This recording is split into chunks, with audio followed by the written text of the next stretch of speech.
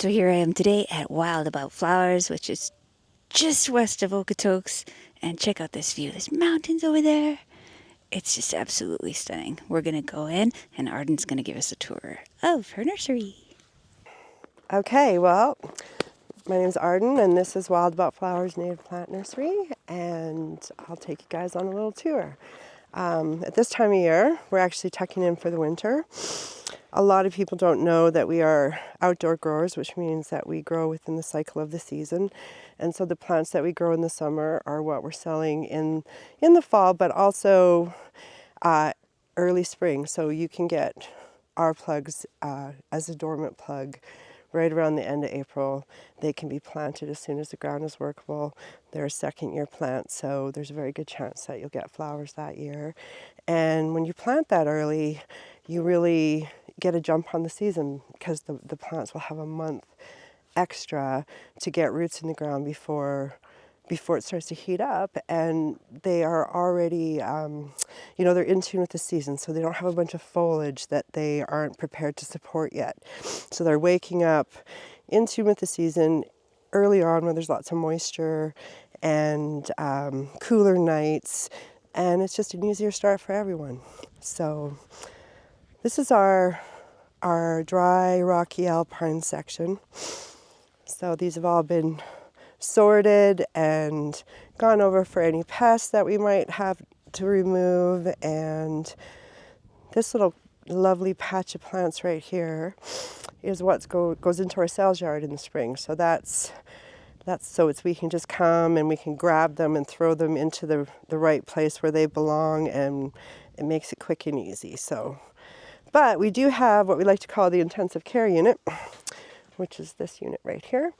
And so there's things in here that will go into the sales yard too, but a lot of this stuff is more alpine type things that, because we're in the Chinook zone down here, so a lot of people maybe don't even know what a Chinook zone is, but the Chinook creates a problem by freezing and thawing throughout the winter. So these plants are plants that are probably not going to be growing in places where they're going to have the snow melt off them as easy, or they're things like might be problematic with mice like to get in there and eat them.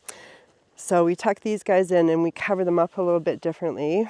This is the only thing we actually put a cover on, and everything else is kind of gets a layer of mulch depending on where it is in its growth cycle, if we can see the soil. And then of course there's things that do not like mulch in any way, shape, or form, so we don't put any mulch on those, and that would be things like the pussy toes here. They're really unimpressed to get their heads covered for the winter. So we got lots of cool stuff in here. This is where all the cool stuff is. So we got lots of funky penstemons. We've got a lot of stuff here that looks like empty cells. This is all slow-growing stuff like glacier lilies, fritillaria, which is yellow bells, wood lilies, Natal's delphinium, which is an early to go dormant larkspur plant. So we don't sell those until they're actually in active growth, because some of them are so slow growing that you can't even see roots in the second year. But I have learned how tough they are because I have pulled them out of the compost pile when I thought they were dead, and they weren't. So yes, and then we do some grasses. We don't do a huge amount of grasses. We kind of settle on plants that are maybe a little bit more showy, and things that have some utilitarian purposes as well that are still pretty. We have a couple different grass mixes that we do, like our shortgrass wildflower meadow mix has the June grass, which is this one here, and it has the alpine bluegrass, which is back there. It's that short grass that's still green with the really big blades in it. And it has the sheep fescue and the blue and the Rocky Mountain fescue in it. So those are all kind of short, small, compact plants. And that comes with some wildflower seeds that you can sprinkle to try to get more of a low meadow effect in a front yard setting. It's to get a little bit more of a naturalized feel. And then this big clump of lovely beautifulness is sweetgrass here. So sweetgrass is a really popular plant. I'm rather surprised by how popular it is. My dear departed mom had some in her garden for a really long time, and one day she said to me, "Why don't you grow some sweetgrass?" And I thought, okay, and it is literally the most popular plant we sell, so we can never make enough of it. So we're prepped and ready for next spring. And then right beside us here, this is wild strawberries, and I would just like to suggest that wild strawberries are a plant to keep your eye on, because they are a bit of a living mulch. They have the capacity to cover the ground really, really quickly. They are going to flower. They're going to potentially produce fruit. They're going to have this lovely fall color in the fall. And they do a lot of the things that mulch does, except for that the foliage breaks down every year and feeds the soil, as opposed to the wood chip mulch, which breaks down by stealing nitrogen out of the soil. So this is actually, I mean, these can be, the other thing about wild strawberries is they literally grow in every situation out there except for wet places. So it's really a plant to consider for hard to grow places, people who just don't want to mow their lawn, who are willing to look at, you know, their ground covers a little bit differently. And it's kind of a base plant that you could add other plants in with, things like cutleaf fleabane and early blue violets and the little low growing forget-me-nots and things like this that will just create this ground cover effect that never needs mowing. So I think wild strawberries are a plant to keep your eye on. So yep, now we're moving into our shade, and out back we have moist sun. That's Jess. Say hi, Jess. Jess is who you'll deal with when you call in. She's our office manager, keeps us on track. So these are all kind of shady plants. We've got some interesting things that other people might not, consider in their yards. Things like colt's foot, which is an interesting ground cover and also something you can use in a food forest, because it's actually something that can provide a salty flavor to foods. And let's see what else we got out here. Everybody loves the mertensia. That's back there. I can never keep that in stock. I guess I probably put most of the cool stuff in the intensive care unit. So, Canada violets. This is another plant that can really be a great ground cover. Of course, it has a never-ending desire to spread, but it is something that can really be used as a great, to replace a larger undesirable plant population that's in a little bit more of a shady situation, under trees and shrubs and things like that. The birch leaf spirea is so pretty in the fall. And we got the prairie rose up there with the nice red on it. So these would have been grown all summer. So their root systems are going to be nice and intense. They are, not using any electricity or gas in the production of them. So this is where we kind of do it this way. And it's really out of step with most other nurseries. A lot of people, especially perennial growers, are starting their stuff indoors in like December and January and growing it through the winter and hardening it off. And so that's like a lot of work, in my opinion. And you'd have to heat greenhouses, and that's pretty expensive in Alberta with our crazy climate. So, and when I first started, I didn't have any place to put them. I mean, I started in my backyard. So it was just through a process that I kind of figured out I didn't need to grow them in a greenhouse, that they grew really well this way, that we really didn't have as many pest problems. And because the way I started, I'm like a year ahead, right? So we're always ahead because we grew this next year's crops this summer. And then next spring, we're going to start to grow next year's crops. And we are literally, fully loaded again by the end of summer. And so a lot of people are emptying out their cupboards at that time and trying to shut it down. But we are there for the fall planting season. So Jacob's Ladder, one of my favorites. This is showy Jacob's Ladder. It's one of the first to bloom in the spring, and it blooms for like 3-4 weeks. It doesn't get super big. It's not a super small plant either, but it gets a pretty blue flower and blooms and blooms and blooms. This guy behind you here, this is field chickweed. This is another ground cover option that people could consider. It is never gets woody. You can walk on that in bare feet. And it's one of the first things to flower again, so it's coming out in the spring with like a dime-sized white flower that has a pretty smell to it. And it's a heavy seed. So that seed falls back into it to help bulk it up, if you will, right? And you could run a lawnmower over it after it was done going to seed to tidy it up, and then, again, not need to really mow anything. Something that could be, again, combined with wild strawberries. And like the pussy toes, which are behind you again, this is a different type, but pussy toes is also something that makes a great ground cover, and also something that could be combined with other low-growing plants to give a real naturalized ground cover effect. Pussy toes will get a taller flower on them, but the plant itself never gets taller than that. And so you can choose to mow off the flower if you don't want it there, or you can let it go into flower and then mow it off. It works great around paving stones, and I used it along the edge of my front yard to help separate the gravel from the soil in a more substantial way. So kind of like to, I guess, create a root barrier so that the gravel and the clay and the soil would stay separate better. And people drive on it all the time. It drives me crazy, but it's still there. It's still there, willing to be driven on. And that's the other thing about a lot of these ground covers, hey, like the wild strawberries, the pussy toes, that you can drive on them, you can walk on them, you can play football on top of them. They are, next time you're out in the forest, look down and see if you aren't standing on one of them, because they're pretty much everywhere and they're super tough.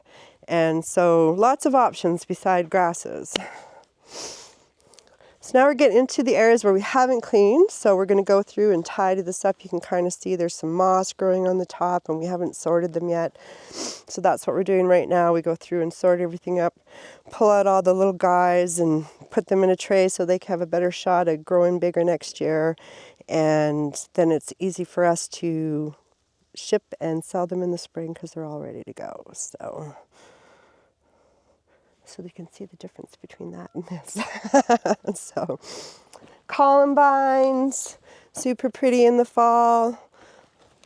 The wild bergamot, the giant hyssop, those are both medicinal, herbal. You can use them in teas and things. You got your Canada goldenrod there, also on that list.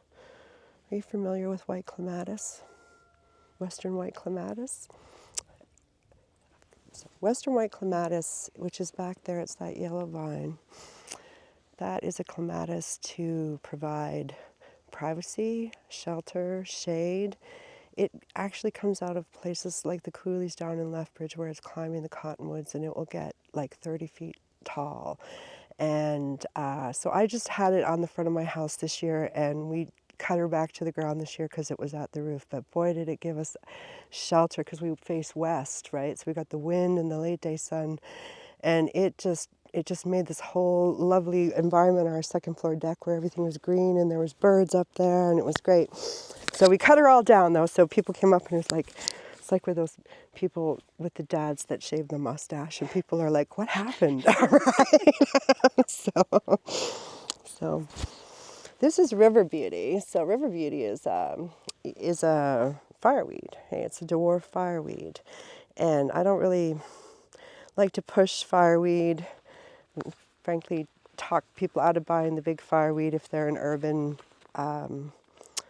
if they live in an urban space, just because it's just such an aggressive plant. But if you like the fireweed, you can go with the dwarf fireweed, which is much smaller and has all the same. You wouldn't be able to tell the flower apart, and you can eat the leaves. It's actually a nicer one to eat than the other. The other one's a little bit more like asparagus, where this is nice in a fresh salad. So yeah, and then we're back here into our newly built potting area, so we're very excited about that. So this is just fresh this year, so we put a shade cloth over top of this so we're not sweating back here. And then we have some bins that we built to store some things because we're out in the middle of full-blown Chinook country. If it isn't weighed down, it's going to blow away. So we keep our waste soil and pots and things like that. And don't look over there, that hasn't been cleaned up yet. what I'm going to do over there is I'm going to put some raised beds in and start some long-term seed beds for some things. So, but do you notice my little wind screen here, hey? So that the wind can't blow all my pots away. It's pretty crazy. Yeah, the wind here would be really strong with the mountains there. It's terrible, and so I have got all our waste soil that we recycle. So I'm going to put a lid on this. So it's a couple of years of collecting it and nobody knowing what to do with it. So we finally have a place to put it. So this helps us to reuse our soil in our potted stock, so we're not throwing things away. And there's always a little losses every year, especially because we're outdoor growers, and you just never know who is gonna this year decide to say, nope, not coming through the winter, right? Generally, we're getting a pretty good idea, but so we're gonna use this one this year to put our grasses and our pussy toes and things like that, because they do not like to be covered with mulch, and that leaves them wide open for mouse damage. So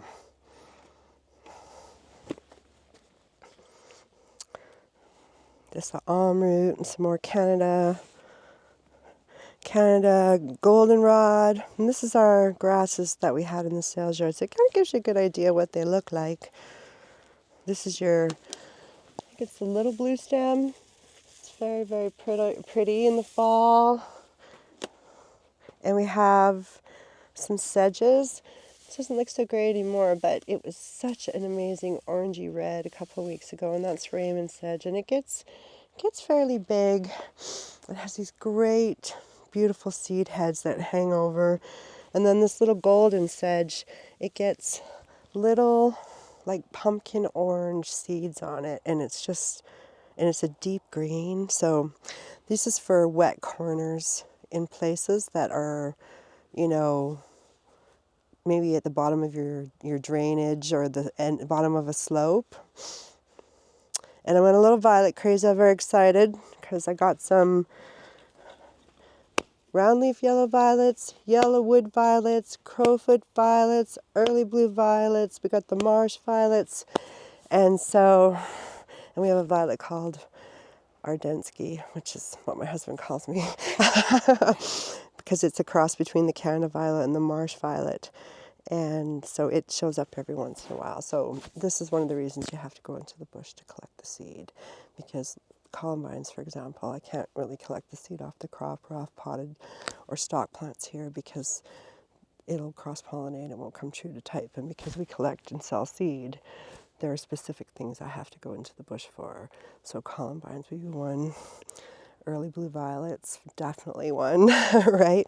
Because the marsh violet and the early blue violet would never grow next to one another in nature, right? We've had that happen to a couple things. Penstemons will do that too. They'll cross-pollinate in a way. So anyways, so that's the main guts of the shade house. This is our garden. We don't actually grow anything in here for the business. This is our vegetable garden, and this is where we put our chickens in the wintertime. So my husband just came out, cut those babies off the other night, just in the nick of time, but I've been covering up the tomatoes with that tarp to keep them as long as we have, but we don't heat anything. So then the chickens will come and spend the winter in here. And then I got my first place award-winning Millerville Market onions, hey?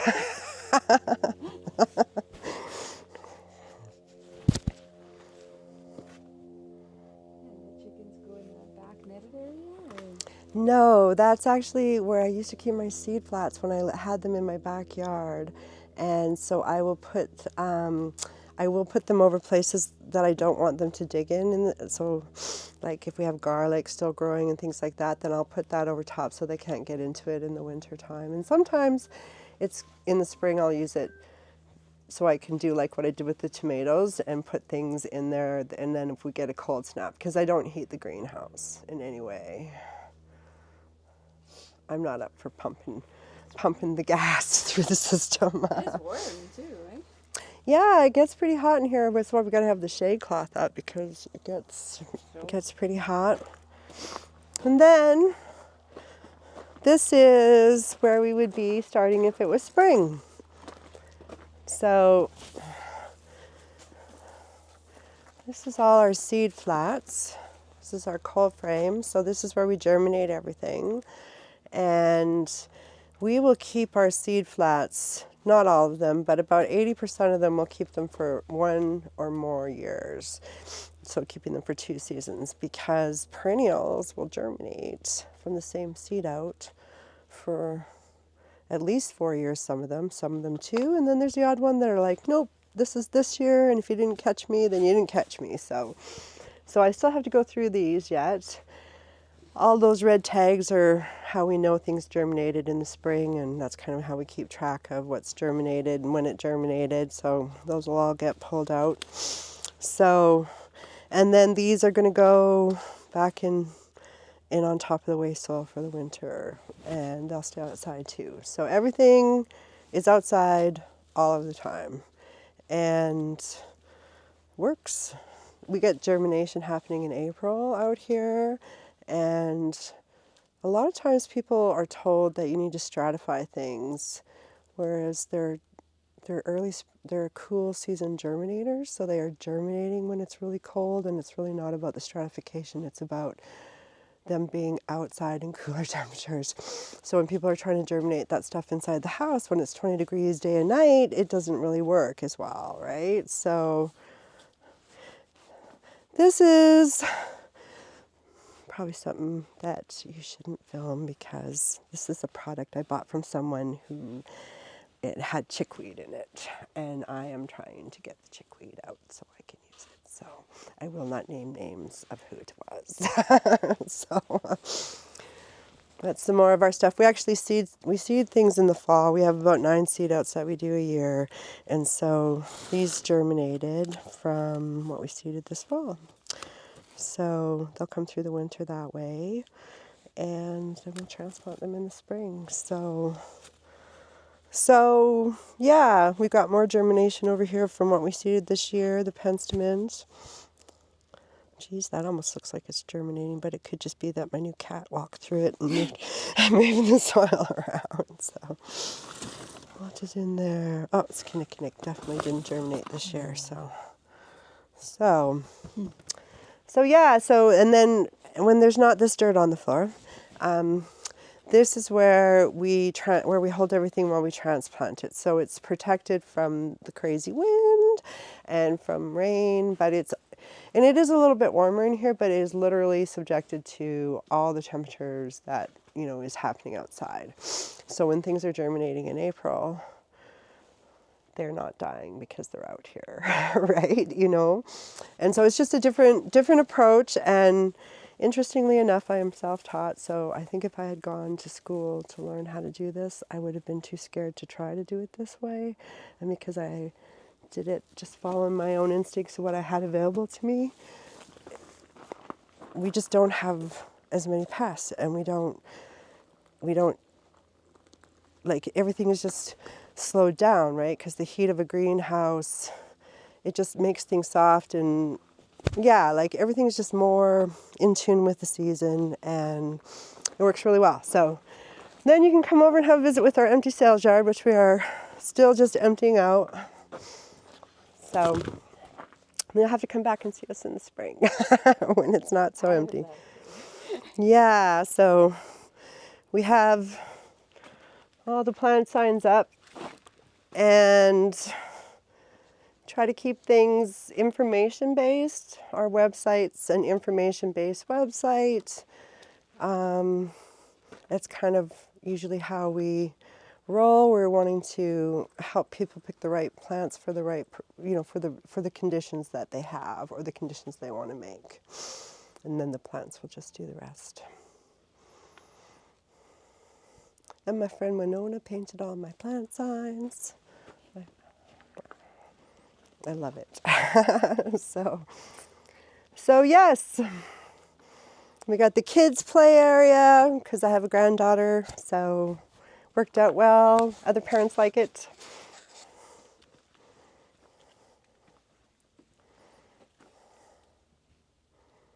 And my poor little red shed over there, which is my very first friend.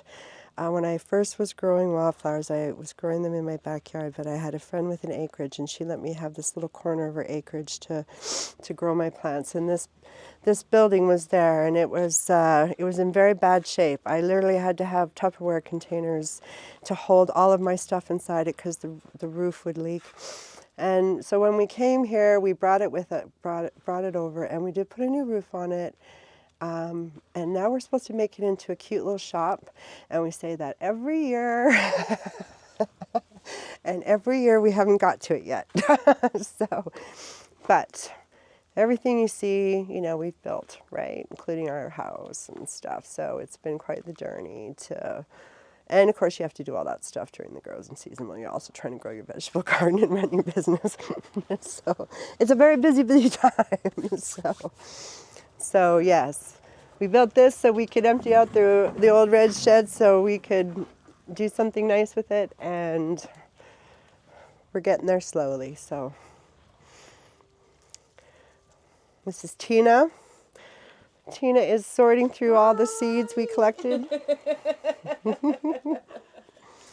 We collect seed off the crop, and we have stock plants, and so we have envelopes and envelopes in there full of seed that Tina is currently cataloging by alphabetically so we can take it in and start getting ready to clean it, which is what we do all winter. So clean seed, make our seed packs, make seed mixes, do a couple of seed outs, tweak some stuff.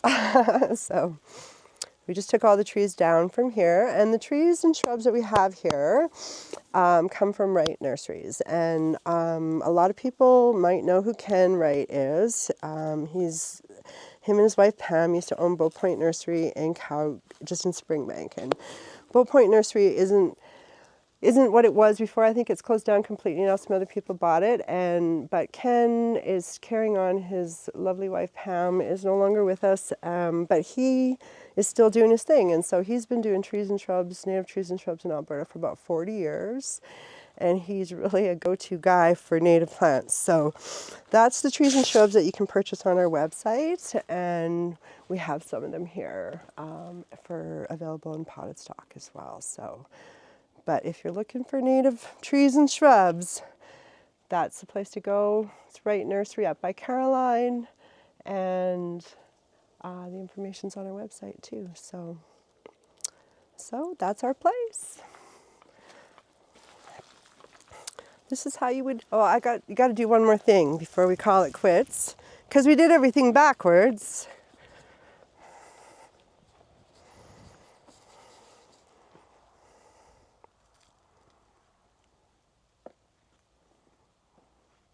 You must ring the bell for service.